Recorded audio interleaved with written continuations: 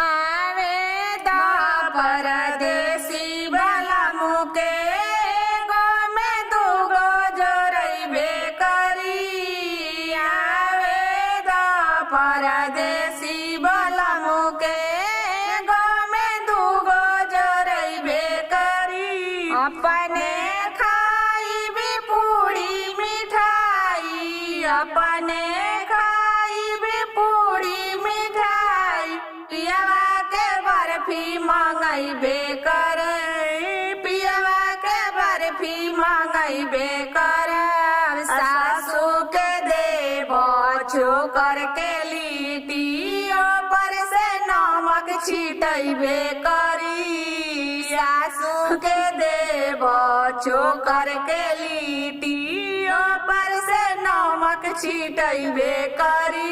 आवे द परदेसी वाला मुके गो में दूगो जोड़ैबे करी। आवे द परदेसी वाला मुके गो में दूगो जोड़ै। अपने सूतबे तो सकत किया, अपने सूतबे तो सकत किया, पियवा के गादा भरैबे करी, पियवा के गादा भरैबे करी।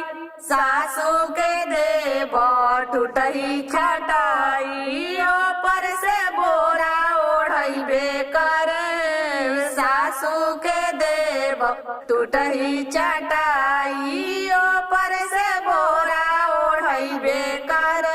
आवे द परदेसी वाला मुके गो में दूगो जोड़ैबे करी। आवे द परदेसी वाला मुके गो में दूगो जोड़ैबे। अपने रहबे कोठाया टाड़ी, अपने रहबे कोठाया टाड़ी, पियवा के बंगला छवैबे करी, पियवा के बंगला छवैबे करी।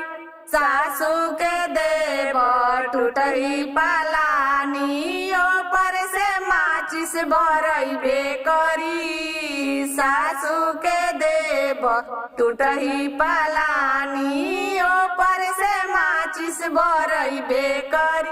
आवे द परदेसी वाला मुके